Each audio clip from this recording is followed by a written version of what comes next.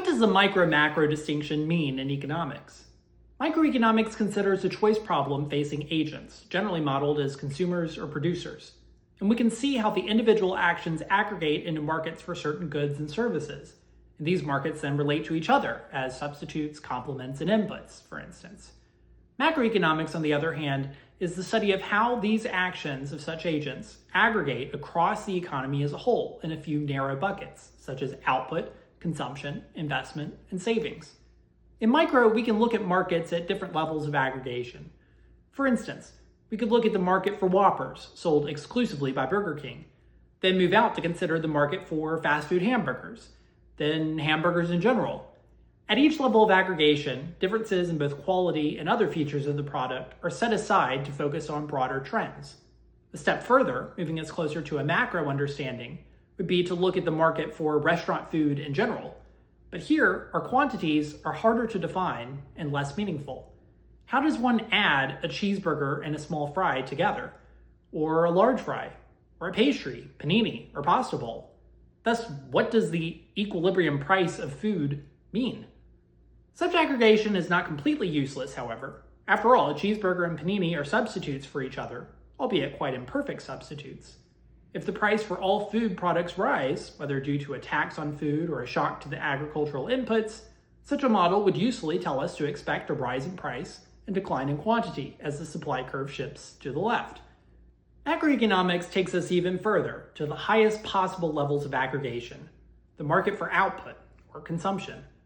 But units of consumption, likewise, are very hard to envision, since output includes everything from cheeseburgers, paninis, and pasta to clothes, cars, houses, and even television shows. Perhaps there is a sense in which we budget to consume, at least consuming some things that aren't true necessities. I might choose to use my fun money on eating out, or buying a variety of foods, or organic food, buying a nicer car, owning a house instead of renting, or streaming Netflix. Since macro is merely a higher level of aggregation, it's critical that macro models have micro foundations. That is, we don't want our macro model to hold contrary assumptions about the actions of individuals than our micro models. Properly understood, micro and macro should work together to answer questions and explain features of the economy. If macroeconomics is a study of economics at the highest level of aggregation, what's the focus? While much of microeconomics can be considered theory of relative prices, macroeconomics is a theory of overall income. Macro is inherently focused on dynamics and fluctuations across time, with an eye to both the short run and the long run. Long run research includes questions like why living standards remained relatively static for thousands of years, and then grew exponentially over the past few centuries. Similarly, why has this growth been uneven across the world? And how can we encourage this type of growth in places that have not yet experienced it, the developing world? In fact, the last 2 years of Nobel Prizes in economics have been awarded to the research on this very topic. In the shorter run, macroeconomics seeks to explain recessions, temporary declines in output, and other short-run changes in output and employment. While micro has generally less of a focus on time, that's a key focus of much of macro research. One market that spans the entire economy is the market for money. Once a society adopts a medium of exchange, or perhaps even multiple, each individual market becomes transactions denominated in money in exchange for the respective good. Since 1/2 of all transactions are money, it plays an outsized role in the economy, and plausibly can have economy-wide consequences. In fact, Milton Friedman and Anna Schwartz famously blamed the severity of the early Great Depression on monetary policy. Since not all societies have adopted the same media of exchange, foreign exchange markets between currencies also have to be modeled. So what is macroeconomics? It's the study of economy-wide shifts affecting overall income and output, including shifts in the market for money. Output is the most important variable in macroeconomics, but measuring it is not as simple as it sounds. Output is supposed to represent how individuals are transforming natural resources into things that can be used either directly by consumers or by producers to make even more goods. To get technical, the most common metrics of output focus on the market value of final goods and services produced within an economy. Final goods include both consumer goods and capital goods. Now, capital goods include equipment, machinery built to produce other goods. The standard equation for output is as follows. Output is equivalent to consumption, investment, government spending, and net exports, or abbreviated Y equals C plus I plus G plus NX. Generally, consumption and investment are done by private individuals and firms. So what's the deal with government spending and net exports?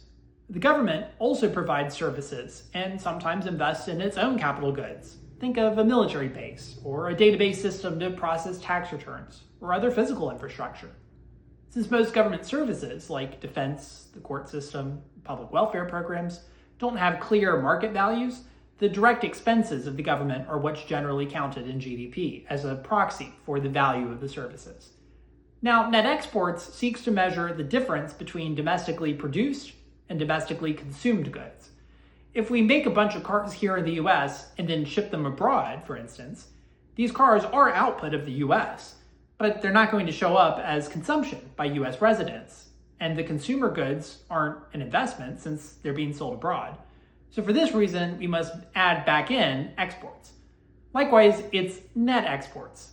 Some things that we've consumed or invested weren't actually produced here. So we shouldn't count them as United States output. Thus, we need to subtract our imports from our consumption and investment measures. Two of the most common metrics of output are gross domestic product, GDP, and gross national product, GNP. The two are identical in methodology of calculation and differ only in which countries receive credit for cross-border transactions. GDP focuses on all production taking place physically in a country. GNP focuses on all production done by citizens and non-citizen nationals of a country. So US GDP, for instance, includes all production from foreign-owned firms operating domestically, while US GNP does not. US GNP includes products of firms based in the United States that operate internationally, while GDP does not. Now, we've already talked about the definition of output, Y equals C plus I plus G plus NX. That is, output is equivalent to consumption, investment, government spending, and net exports. And we can calculate GDP or GNP using the expenditures approach, which looks at that formula. How much are consumers spending? How much are individuals and firms investing? How much is government spending on providing services and producing goods? That would mean excluding transfer payments back to individuals. But we can also use an income-based approach, which looks at all forms of revenue. Wages, interest, profits, rents, that would reflect returns to capital, perhaps in the form of land or real estate, for instance, and taxes, the government's revenue. But we can simplify this approach. How can you use the various forms of revenue that you get? Whether you're a W-2 worker paid in wages, or an investor paid in profits, such as dividends or interest, or a landlord. Basically, you have two options. You can use the money that you get, or you can save it. That is, consumption or savings. But there's a third option here. When we have a government that taxes, some of the income that you receive can be taxed. So you might not be able to consume or save it if it goes to the government. So we can take all these variables and simplify it down to output equals consumption plus savings plus net taxes, or Y equals C plus S plus T. Now, why net taxes? This is taxes minus transfer payments. Since welfare, unemployment, and Social Security are payments back to people, it can then be used for consumption, or in some cases, savings. So we don't want to double count here. So what's left of T are net taxes, we're assuming is used for consumption on government goods and services. Because of these definitions of our variables, this equation is true by definition. While in practice, there's always a challenge of measurement and some statistical error. In theory, regardless of how you calculate the expenditure or income approach, you'll still end up with the same output metric for GDP or GNP. Why is income necessarily equal to output? In the last macro video, we mentioned that GDP can be calculated using either an expenditure or income approach. But couldn't expenditures be greater than income? This is a very good intuition, but it's important to remember how these equations are derived. You might have noticed that next to y, we don't have an equal sign, though sometimes you'll see one for simplicity. Rather, it's the triple bar, which in math means is identically equal to, or equivalent to. That is, y equals c plus I plus g plus nx by definition. We have defined the term output in relation to these other four variables. Output could never differ from these because that's how we've designed it. But what about y equals c plus s plus t? Well, that's also true by definition. Output goes to three places: consumption, savings, or the government. There's no fourth place it could possibly go. If you have output that you gift to someone else, then they either consume or save it, or lose it to the government.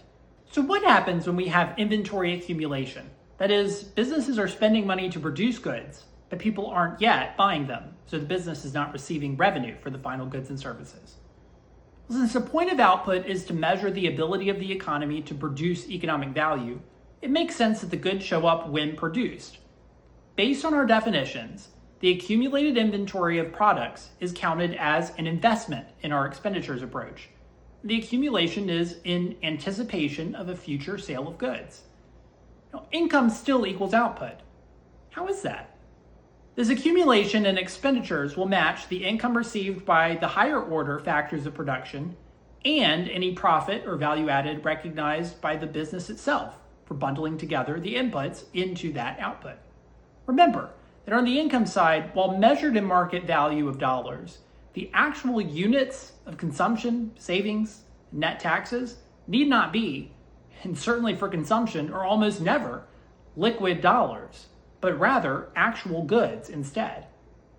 Now, for example, a car manufacturer is still paying steel, aluminum, glass, and rubber from those manufacturers, even if they're not selling the car yet.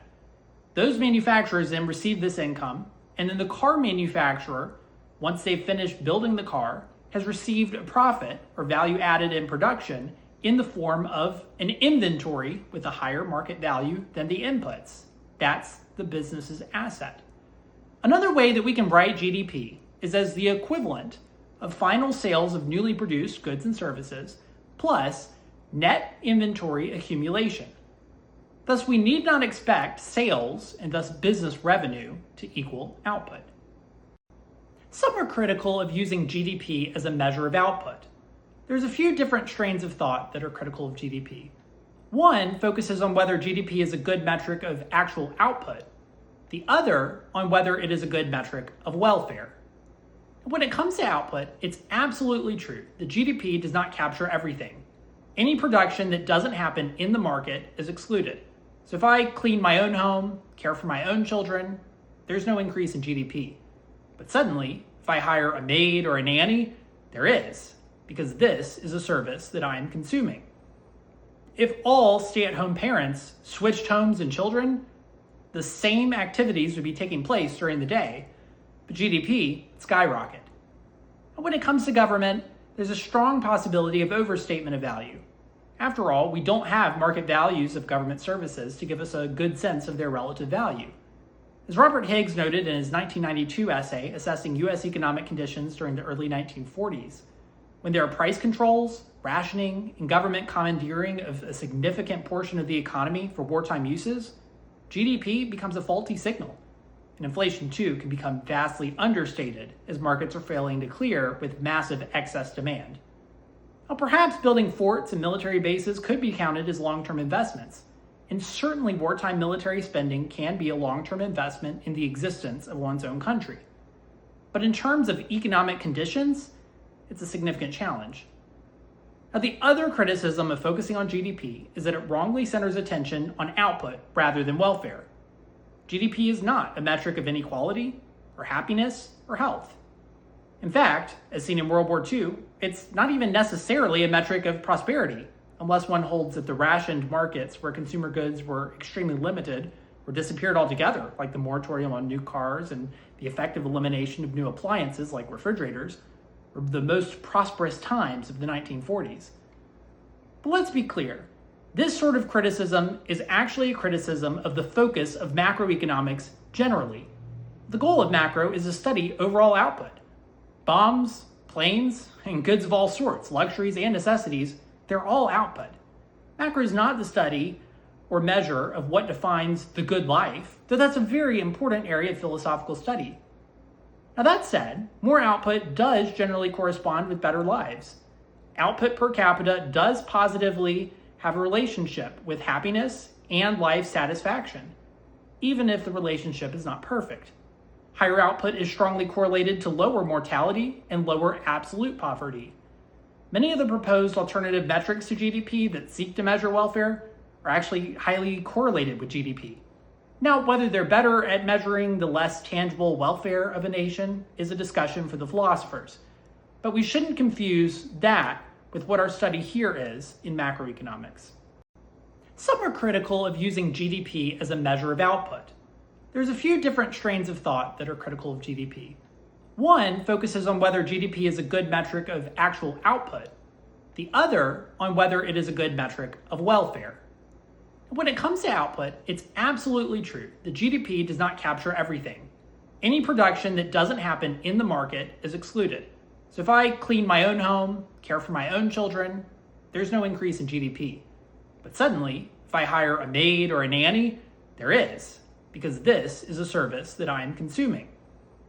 If all stay-at-home parents switched homes and children, the same activities would be taking place during the day, but GDP would skyrocket. And when it comes to government, there's a strong possibility of overstatement of value. After all, we don't have market values of government services to give us a good sense of their relative value. As Robert Higgs noted in his 1992 essay assessing U.S. economic conditions during the early 1940s, when there are price controls, rationing, and government commandeering of a significant portion of the economy for wartime uses, GDP becomes a faulty signal. And inflation, too, can become vastly understated as markets are failing to clear with massive excess demand. Now, perhaps building forts and military bases could be counted as long-term investments, and certainly wartime military spending can be a long-term investment in the existence of one's own country. But in terms of economic conditions, it's a significant challenge. Now, the other criticism of focusing on GDP is that it wrongly centers attention on output rather than welfare.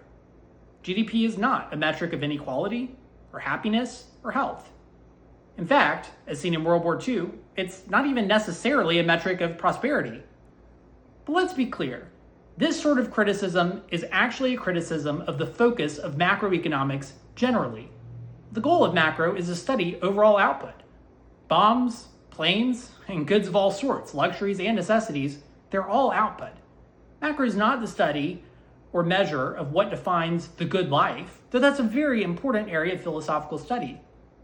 Now that said, more output does generally correspond with better lives. Output per capita does positively have a relationship with happiness and life satisfaction, even if the relationship is not perfect. Higher output is strongly correlated to lower mortality and lower absolute poverty. Many of the proposed alternative metrics to GDP that seek to measure welfare are actually highly correlated with GDP. Now, whether they're better at measuring the less tangible welfare of a nation is a discussion for the philosophers. But we shouldn't confuse that with what our study here is in macroeconomics. We've mentioned two different ways of defining output generally measured as GDP. There's the expenditure approach, y equals c plus I plus g plus nx. Then there's the income approach, y equals c plus s plus t. Now, both of these are accounting identities. That is, they're true by the way that we've defined these terms. But we can use them to identify what other relationships follow by necessity. Seeing these equations each equal to each other, and simplifying, we find that net exports are equivalent to savings minus investment and net taxes minus government spending. Now, what is that, T minus G? It's actually equal to the government surplus, or deficit if it's negative, which here in the United States, in recent decades, it almost always is. But does this double count some spending, since transfer payments are already taken out of T, net taxes? Actually, no. Such payments are also taken out of G. Why is that? Because G is a measure of government consumption of goods and services. The only type of government spending not included in G is literal transfer payments, like welfare and unemployment. Now, the administration of these programs and spending on the provision of other government goods and services are included. But raw dollars sent back to people aren't. Now remember, for the same reason T is net taxes, these funds go back to people or firms and can then be used on consumption or investment. So we don't want to double count here. Going back to this equation, net exports is equivalent to the savings gap and the government surplus. This accounting identity does not mean cause, it's just by definition. But what does this relationship mean? If there's a trade surplus, the net exports is greater than zero, then we are sending out goods to be consumed across the world in exchange for something other than goods to be consumed here domestically. Instead, we must be saving more than we are investing domestically. Savings must be greater than investment. And thus we're investing in assets, including by lending money in foreign countries. Net foreign asset accumulation. And or we might also be running a government surplus. Taxes is greater than government spending. And thus building up government savings and repaying past government borrowing. If there's a trade deficit, so net exports is less than zero, then we are receiving more goods domestically than we are sending out internationally. This means that foreign countries are either investing in the US, savings is less than investment, and or the national government is dis-saving, that is on net borrowing. Net taxes is less than government spending. Whether they're borrowing from foreigners or from domestic citizens who would rather invest in the government than in the private marketplace or spend their money on consumption. We've spent a few videos looking at some accounting identities. Remember, these accounting identities are all true by definition. The way that we define output, the way that we define net exports, savings, investment, and consumption, these things are necessarily related. But a word of caution is warranted when considering these identities. They are certainly useful for exploring relationships between variables, but accounting identities do not show causal connections. It's very tempting, for instance, to suggest that we could just increase output by increasing one of the components, like say net exports. But this assertion is problematic. The components of output are not exogenously given. In layman's terms, they're not disconnected from each other. And they're not just values that we can pick out of thin air as central planners.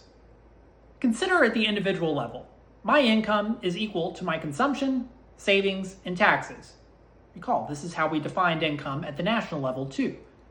Consider what happens when I increase my consumption. Do I necessarily increase my income? Certainly not.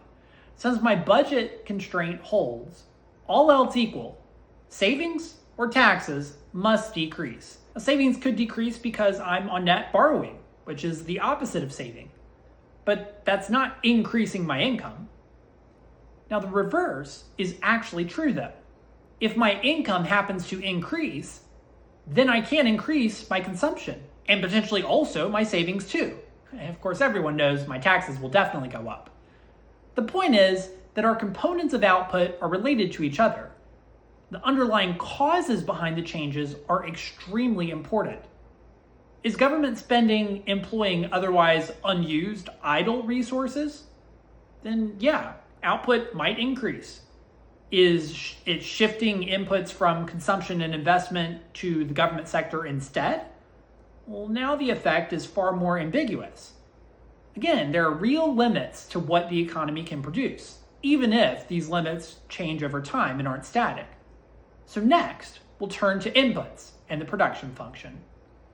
A key focus of macroeconomics is output or income, which as we've noted are defined to be equivalent. However, what's really important is how we get this output. And for that, we turn to our macroeconomic inputs.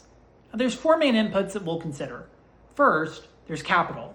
That includes machinery, maybe even real estate. Sometimes we even count physical inputs here. Like output, we measure capital with its market value. Second, there's labor. For simplicity, most macro models use people as the unit of labor. So for an economy, the population, or at least the working age population, is our counting of labor. Now, we do this recognizing that there is a lot of differentiation that we're sweeping under the rug. Third, to try and measure some of the differentiation, at least in terms of capabilities, we have human capital. Now, this can reflect education, training, even natural abilities and intelligence.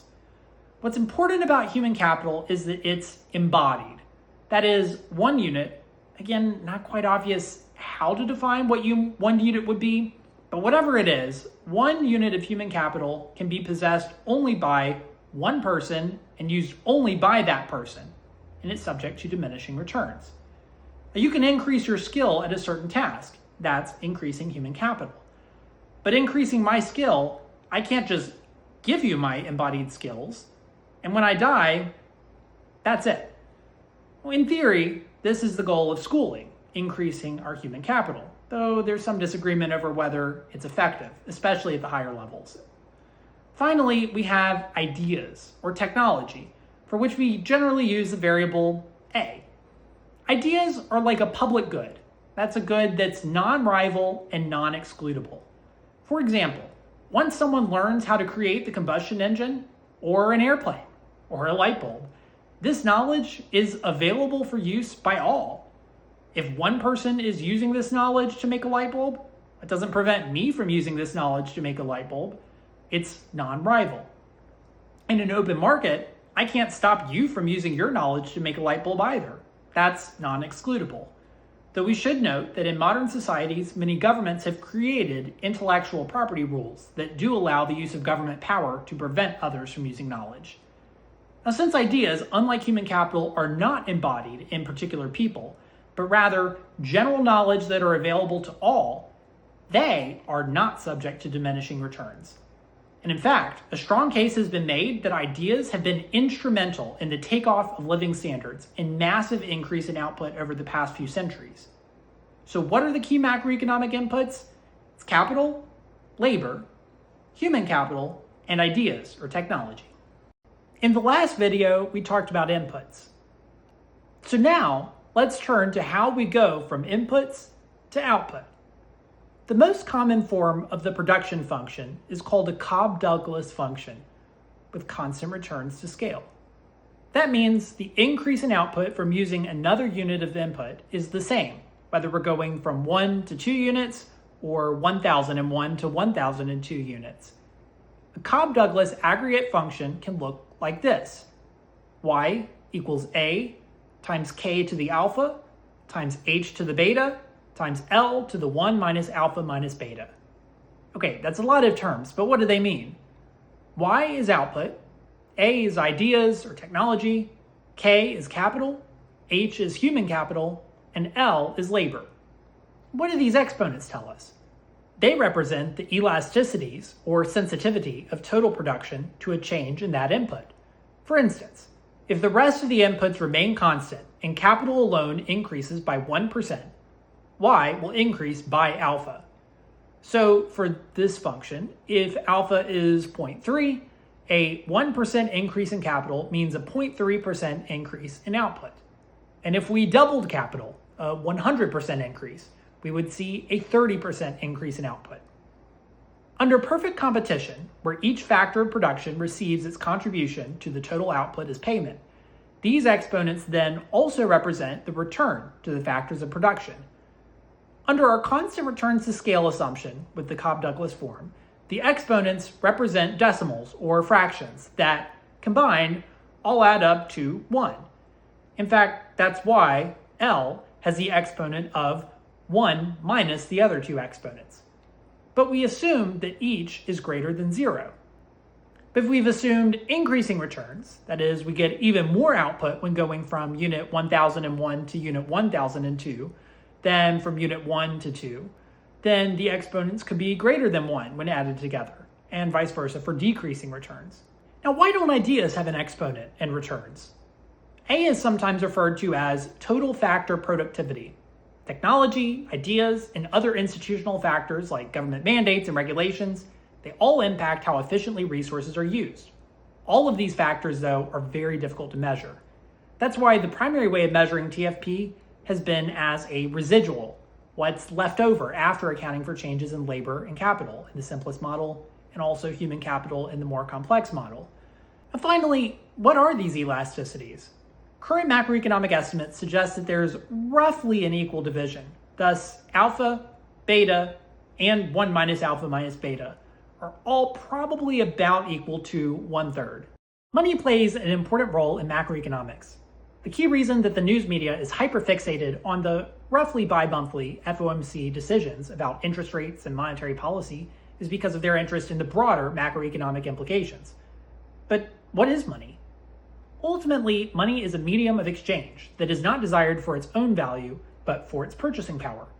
Most people collect dollar bills not because they enjoy looking at the printing of the paper, but because they expect others to accept this paper as an exchange for other goods. In this way, money can also be a store of value. Money allows us to avoid the great challenges of bartering, where we must have something that the other party in a transaction wants in order to conduct an exchange. In an exchange, it's also able to provide a common unit of accounting so that we're not negotiating trades in fractions of animals or clothes or real estate. However, somewhat surprisingly, money is not that simple to identify, and different thinkers point to different definitions. Generally, base money is money in its final form of redemption. For instance, under the gold standard, paper currency circulated in the United States, but it was redeemable in gold. People would accept the paper only because they expected that, were they to take it to the bank, they would be able to get gold in exchange. Now, the gold and other coins made out of precious metals were the base money, while the paper currency and even bank deposits merely represented a claim on that gold. Today, we have what is called a fiat money standard. That is, there's nothing that backs our currency. In the US, paper currency and deposits at one of the 12 Federal Reserve banks are base money. They are redeemable merely in more paper currency or deposits at the Fed. You might think that your bank account represents money. In fact, some argue that the correct metric for measuring the money supply is M2 in the United States. M2 includes checking, savings, and small time deposit accounts, as well as retail money market funds, and of course, currency and deposits at the Fed are base money. But deposits are not necessarily themselves money. In fact, we can have bank runs, such as the run on Silicon Valley Bank in 2023, because deposits are merely claims on money. The deposits must be backed by some money in reserves, but are generally also backed by less liquid assets, such as loans and fixed income securities. By holding these other assets, the banks are able to make money and not charge their depositors for their services. And for some accounts, banks even pay depositors interest for keeping funds at the bank. But it's also true that M2 and bank accounts do represent quantities that are circulating, even if only a fraction is backed by the ultimate base money. But whatever measure of money stock we choose to use, it's important that when considering policy across time, we're consistent with our definitions. Inflation has been a big topic in recent years after prices increased here in the early 2020s. But what exactly is inflation? Well, Bayesian general equilibrium theory is a microeconomic modeling approach that looks at each market for individual goods and services and how they connect across the economy as a whole. Under certain assumptions, when all markets clear and there are no sellers with inventory that they're unable to sell at market prices, and there's no buyers who are unable to purchase their desired goods at market prices, there is a unique solution to the relative prices between goods and their quantities. However, while relative prices have a unique solution, this is not necessarily the case for money prices. After all, we can denominate goods in any terms we want. Consider among currencies today. You could pay in dollars, or euros, or yen, or pounds, and different numbers would be used to represent the same values of goods and services. Likewise, across time, the value of the currency itself can change.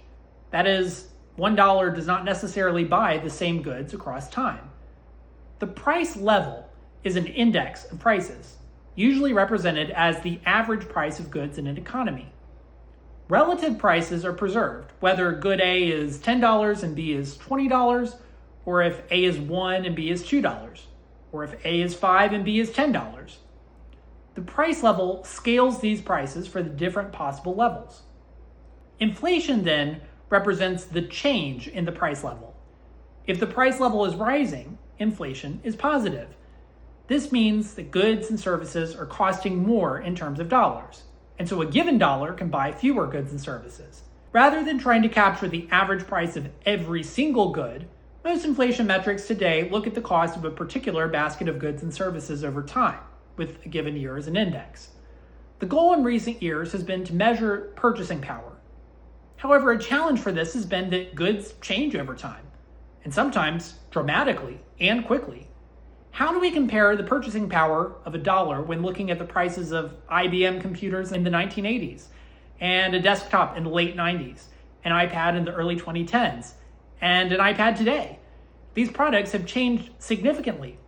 Statisticians keeping track of these metrics use hedonic quality adjustments to try and isolate the value of product improvements from the actual change in price. This remains a difficult problem, especially across long periods of time. But when it comes to shorter run inflation, particularly annual inflation, which is the metric most people look at, this challenge is significantly milder, though still greater than zero. After the spike in inflation in 2022, many complained when economists noted inflation was coming down, stating that they weren't seeing prices come down. This highlights the importance of terminology.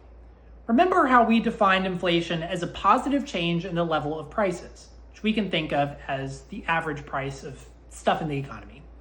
Since 2020, the United States has continued to have persistent inflation, that is, positive changes in the level of prices. However, 2021 and 2022 saw accelerating inflation.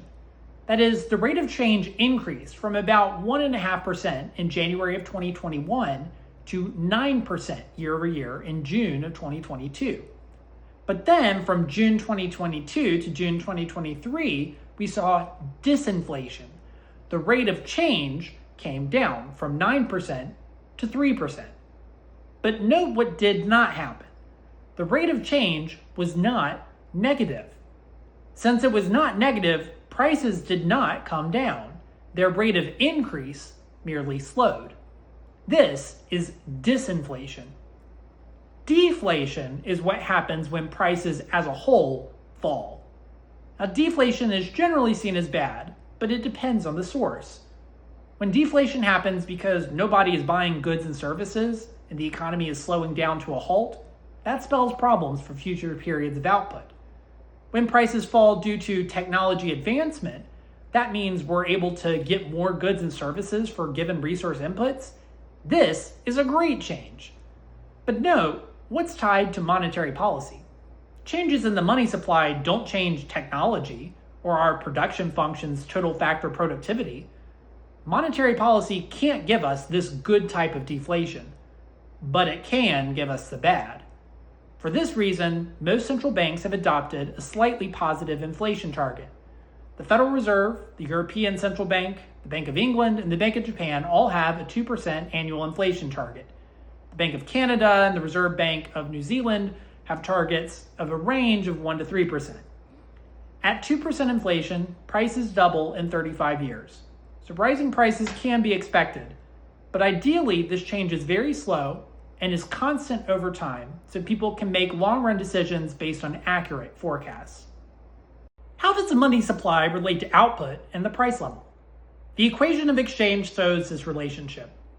MV is equivalent to PY. M is the money stock, P is the price level, and Y is real output. V is a new term. It's the velocity of circulation. This is a derived variable, so this equation is necessarily true. Now, V is defined as GDP divided by the money stock.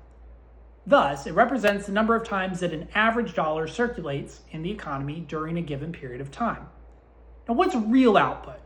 Now, P times Y equals nominal GDP. That is output denominated in present-day currency. So the simplest way of thinking about real output is output adjusted for inflation.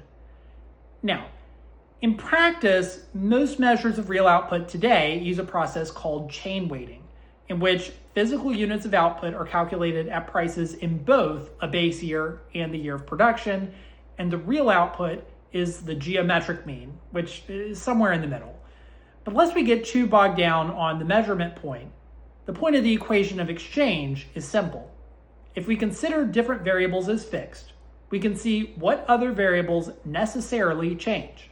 If the money stock is not changing and output is increasing, for instance, due to a positive change in total factor productivity, what happens? If the money stock is not changing, that is, a given dollar circulates more due to a positive change in total factor productivity, for example, velocity is unchanged, what happens? The price level must velocity increases. Of course, a combination of given dollar circulates more, given if output is fixed and unchanging, and then the money stock increases. Likewise, either velocity falls, which means if the money stock is not changing less frequently, and output is sitting in a wallet or a bank vault due to a positive change in total factor, the price level increases. What happens? Or a combination of the two. Either, remember, this equation is true by definition. What's up for debate is which variables are fixed over the short or long run, and how changes in one variable are distributed and output is increasing in the other variable. For instance, due to a positive change in total factor productivity. That MV equals PY what happens? Is not up for debate. Velocity. As we close this introduction to macroeconomics, a word of caution is important. It's very tempting to think about macroeconomic relationships in the same way as microeconomic relationships. But there's a fundamental difference. By lumping together output, labor, capital, and human capital, we miss key facts on the ground. These things are not interchangeable. You can produce stuff, people can demand stuff, but if your product isn't what people want, it doesn't matter. When demand shifts, specialized forms of capital and human capital can't instantly adjust. Factories designed for building typewriters can't suddenly become capable of building computers until after a significant retooling has taken place, if not scrapping the factory altogether and building something new. A former manufacturing worker can't just take up computer programming. His human capital is specialized and embodied. And if it's not as highly valued now, that's a loss. It's missed in the aggregate. Sometimes investment takes place on incorrect assumptions. Plans must be revised, and there's a loss of value. Finally, the aggregates don't act upon each other. We talk about changes in the money supply and how they affect the price level and output, but it's not a direct relationship. These changes happen because of microeconomic interactions. People with more money start buying stuff. If prices are unchanged, they're probably buying more stuff, which, if there's slack in the economy, can lead to more production as inventories are drained. Or